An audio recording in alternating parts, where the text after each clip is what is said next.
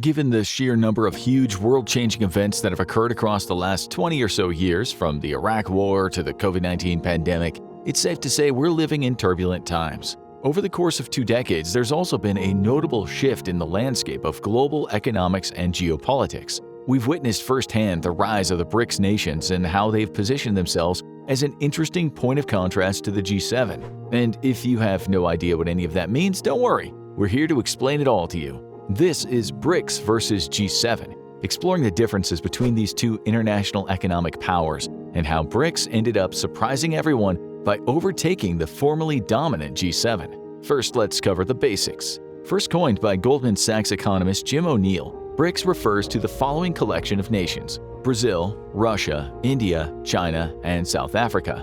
BRICS is not just some nonsensical political term, it's an acronym of all the members. When O'Neill came up with the term in 2001, he lumped together these countries given that they all shared one thing in common: each of their economies was experiencing rapid growth. He even predicted that by 2050, these BRICS nations would collectively account for the majority of the global economy. BRICS has been developing relatively successfully for so long that since 2022, the economic group has been seeking to expand its membership, with several other developing countries interested in joining their ranks. Other growing economies like Bangladesh, Egypt, Ethiopia, Iran, Saudi Arabia, and the United Arab Emirates were all invited to join BRICS in 2023, and a whole laundry list of other countries contending for membership include Algeria, Kazakhstan, and Thailand. So, what does this all mean? Are all these countries teaming up to share their wealth and resources through lucrative trade deals and cooperation? Well, not exactly. The reason that BRICS was first identified as an economic group was for the sole purpose of highlighting investment opportunities. After all, if a country's economy is experiencing growth, it seems like a good idea to invest in companies that are contributing to that growth. BRICS didn't exist as any kind of formal intergovernmental organization until 2006, but now they've formed a recognized geopolitical bloc. Every year since 2009, the governments of each BRICS country meet at formal summits in order to coordinate multilateral economic policies, meaning that they're usually agreed upon and participated in by 3 or more governments from different countries. BRICS member governments operate on the basis of non-interference with the actual running of each other's countries, and it's more about what each nation can do that will be mutually beneficial for their fellow BRICS members. Given that they only have become an economic organization within the last couple decades, BRICS are essentially the new kids on the block when it comes to the global economic stage. They're considered the foremost geopolitical rival to another heavy-hitting group of countries that might have existed for longer but have more recently been struggling to keep up with the growing success of the BRICS nations. Meet the Group of 7, otherwise known as the G7. 50 years ago, a group of government finance ministers from the United Kingdom, Germany, France, and the United States held an informal meeting in the ground floor library of the White House. The purpose of this meeting was to have a discussion about the international economic situation at the time, but it would end up being much more significant, leading to the creation of the G7. The initial group of G7 countries eventually expanded to also include Japan, Italy, and Canada. After its expansion to include all 7 member countries, the G7 represented the biggest non-communist economic alliance in the world during the Cold War. These various industrialized countries were booming in productivity thanks to the benefits they all experienced following the outcome of the Second World War. The G7 member countries were all economic powerhouses, with their combined output contributing around 40% of the global gross domestic product. That's the value of all goods produced and all the services provided by a country during a single year. For a long time, the G7 held massive sway over the way the global economy was governed, influencing decision-making thanks to its members all sharing close political, economic, diplomatic, and military alliances. Much like the function that BRICS serves for its members, the G7 provides a way for its member countries to hold formal discussions and to coordinate potential solutions to a lot of major global issues, especially when it comes to issues surrounding trade, national and international economics, and climate change. Every year, the annual G7 summit sees each member country's head of government or state meet with each other, as well as the European Union's Commission President and the European Council President. However, there are often smaller meetings between other high-ranking G7 officials and the EU that take place throughout the course of the year. Representatives from other countries that might not be G7 members are often among those who are invited as guests, as are representatives of international organizations. Russia was also a member of the organization from 1997 until it was eventually expelled in 2014 over their annexing of Crimea, hence their involvement in BRICS.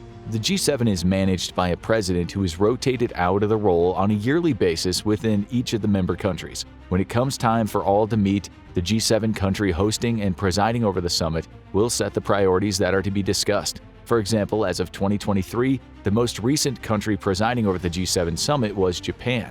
Although not strictly speaking a legal institution with the ability to directly alter a member country's laws, much like the case of BRICS, the G7 still wields some significant international influence over the politics of its member governments. This isn't always for the worse, however, as the group has been the catalyst for several major initiatives with intended global benefit. For example, combating the HIV/AIDS pandemic, offering developing countries financial aid, and addressing climate change. However, in more recent years, the G7 has received its fair share of criticism too. Many claim that the organization is outdated, and given that it has a far more limited membership, it reduces the amount of global representation present within the group and at their summits. Then, with the rise of BRICS, and its own member nations experiencing rapid economic growth and development, the influence and overall effectiveness of the G7 has fallen into question. Are they so stuck in the past that they're stifling their own country's growth and limiting their influence, while that of the BRICS countries begins to increase? Since the more recent emergence of their group, Brazil, Russia, India, China, and South Africa have all been exercising their own global economic ambitions. The 15th annual BRICS Summit, their own version of the G7's yearly meeting, took place in the city of Johannesburg, South Africa. Of course, one of their major talking points was expansion, bringing in other countries that had historically been denied much representation within the G7.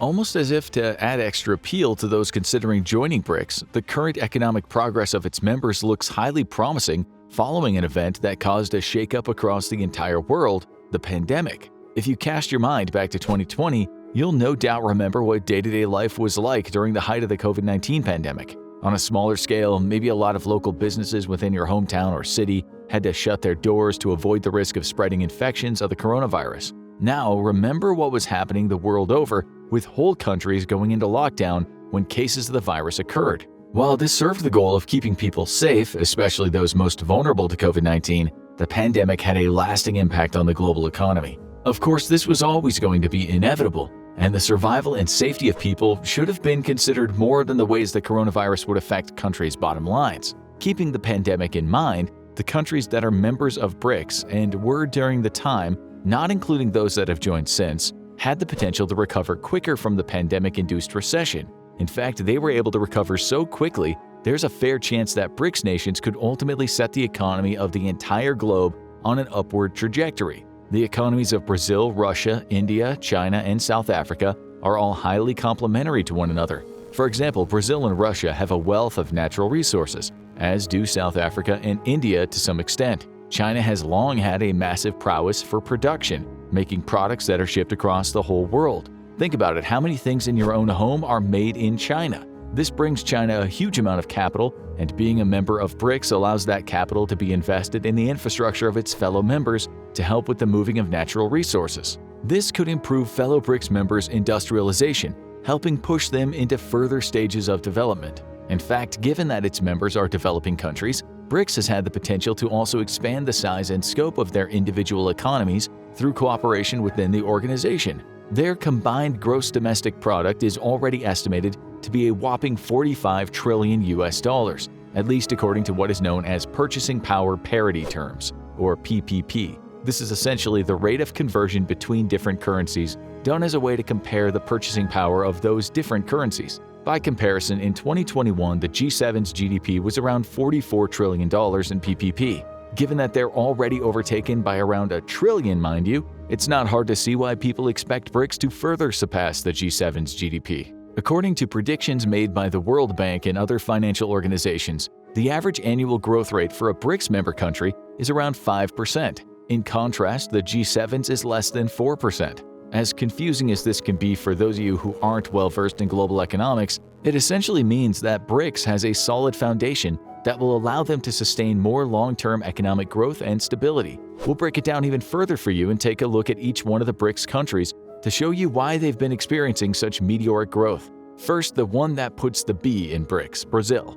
Did you know that Brazil has the largest economy in Latin America? With an estimated GDP of over $2 trillion, it's set to be the 10th largest economy worldwide as of 2023. Projections have indicated that Brazil's GDP is also going to increase, projected to go up to the 8th largest in the world by 2028. Being home to well over 60% of the world's largest tropical forest, the Amazon rainforest, Brazil has a large amount of agricultural industry, which is only growing in order to meet rising global demand, with strong prices and technological advancements serving to further drive the growth of agricultural production over the course of the last 20 years. Additionally, Brazil is a country revered for the production of coffee, as well as being a leading exporter of other goods such as soybeans, corn, sugar, meat, and ethanol. Although things aren't all smooth sailing, the country has seen its fair share of struggles in recent years, including employment and income inequality, corruption, and rising inflation. All of these have served to almost wall in the potential growth of Brazil's economy, despite what seem to be favorable odds. On average, its GDP has only grown 0.6% in the previous decade. Next, we come to Russia. And what an interesting case this one is. As we mentioned earlier, the largest country in the world was a former member of the G7 until 2014.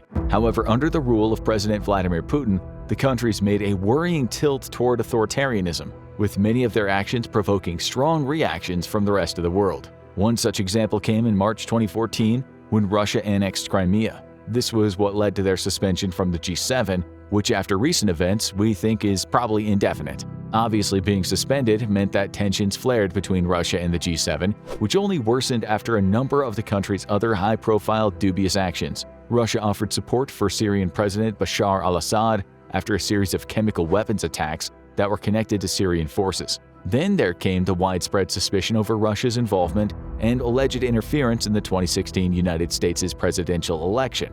Of course, arguably Russia's largest-scale unpopular decision in more recent years has been the invasion of Ukraine in early 2022. Economic sanctions have already been placed on Russia when their interference in Ukraine seemed to be increasing, with both the US and European Union making an effort to dissuade any further escalation. Sadly, the sanctions haven't deterred Russia, and now the conflict in Ukraine seems to have no end. In response to the 2022 invasion, the G7 placed further economic sanctions on Russia in an unprecedented condemnation of their actions in Ukraine. Imports of Russian oil and gas were reduced in a number of G7 countries, reducing a large source of revenue for the country. Furthermore, Russian banks were prohibited from conducting transactions using dollars or euros. Further restrictive measures were implemented to target Russia's industrial sector, given how much of that portion of Russia's economy provides resources for its military. Several G7 member countries also pledged over $100 billion to Ukraine in the form of financial aid, with every member except Japan also providing Ukraine with weapons to support their resistance to the Russian invasion.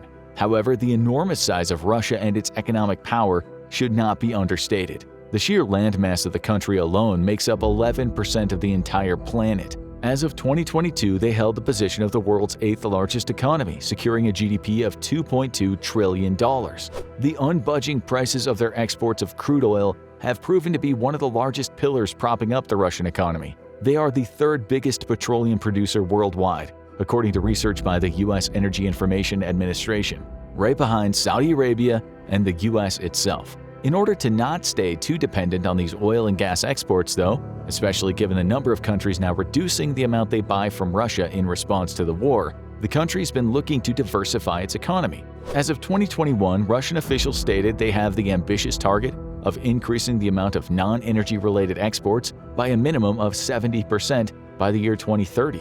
However, they aren't on track to see much growth following recent events. The resultant damage of the ongoing war in Ukraine is likely to shrink Russia's economy by over $150 billion.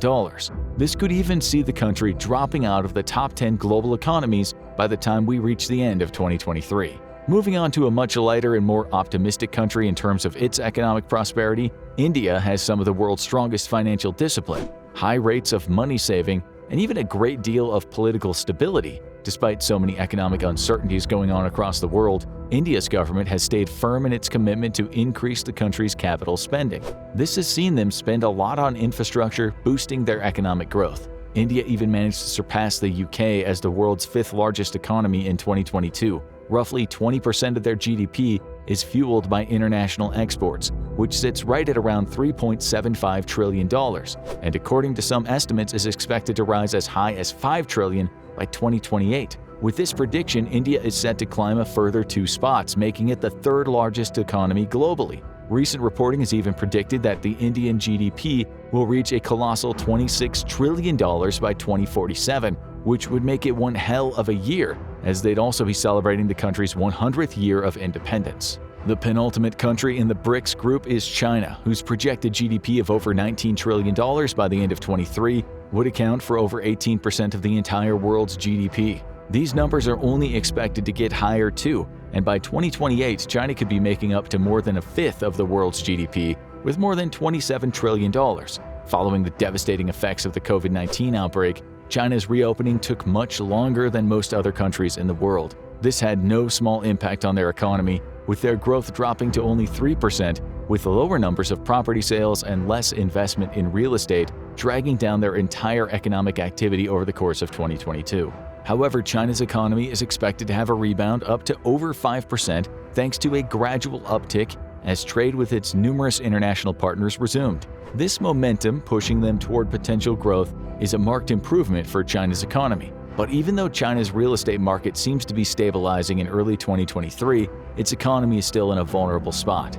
Then capping off BRICS is the newest member nation, South Africa, which only joined the group in 2010 after a formal invitation from China. Having subsequently been accepted by the other BRIC countries, South Africa has been making the transition away from its former apartheid system and is steadily becoming a majority-rule democracy. Since this change began in 1994, the country's been seeing an economic boost. However, the most recent decade has been fraught with challenges that have led to this growth slowing down. Due to inefficiencies in sectors that have become run by the state, South Africa has experienced shortages with their electricity supply. The government's also implemented scheduled power outages, which began all the way back in 2007 and have only gotten longer, lasting up to 9 hours a day in 2022. The shortage of power has had a negative impact across all sectors of the South African economy. After all, if the power has to be shut off, business can't run as usual. Add that to the fact that it's also technically a dual economy, and this adds further weight that's slowing down its economic growth.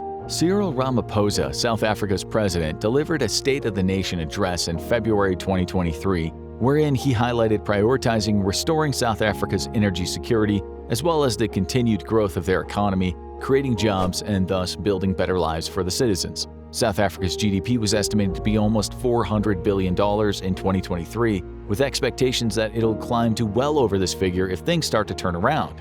As you can see, although it's something of a mixed bag, and while that was only an overview on the whole, things are looking up for BRICS. The same can't be said for the G7 though. It was thought that after having suspended Russia from participating in 2014, the economic group would be in a better position to carry out collective action. The thought was that without Russia, the remaining member countries would be more like-minded, sharing common interests and values. However, none of them could have foreseen that only 2 years later, President Donald Trump would disrupt the supposed harmony of the G7 countries. Trump opposed the G7 on a number of their common interests, particularly with regard to trade and climate change. In 2017, taking part in his first G7 summit, Trump refused to commit the U.S. to the Paris Agreement, which is a treaty created to combat climate change. When Trump alluded to his plans to withdraw from the agreement, other members of the G7 had no choice but to single the U.S. out. Trump then used this as fuel to stoke the fire of his extremist supporters, claiming that America's allies were taking advantage of the U.S.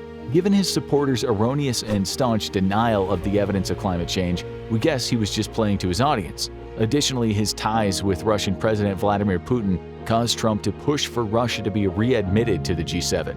Following the summit, the German Chancellor at the time, Angela Merkel, highlighted the turbulence of the group's relationship with the U.S. across the Atlantic. She said that for the first time since World War II, Europe had to take their fate into their own hands. Many G7 leaders were also concerned, given Trump's bad-tempered relationship with the rest of the group over the duration of his presidency. At the same time, the G7 leaders had a whole laundry list of other challenges to contend with, including trying to navigate the UK's withdrawal from the European Union, leading to a worrying rise in nationalism that's now become part of the Conservative Party's re-election strategy, despite the damage exiting the EU has done to the UK's economy. Additional problems for the G7 arose in the wake of the aforementioned pandemic and the Russian invasion of Ukraine. Seeing such a sharp shrinking of the global economy as a result of the pandemic, the governments of the G7 member countries tried to counter with stimulus measures, injecting massive amounts of money into their economies in order to try to prevent the inevitable shrinking. In many countries, the decision has led to record levels of inflation and food shortages. If G7 doesn't get their act together over the next decade, we might see a global economic power shift the likes of which previous generations never could have imagined. Now check out why China is terrified of the US Navy, or check out this video instead.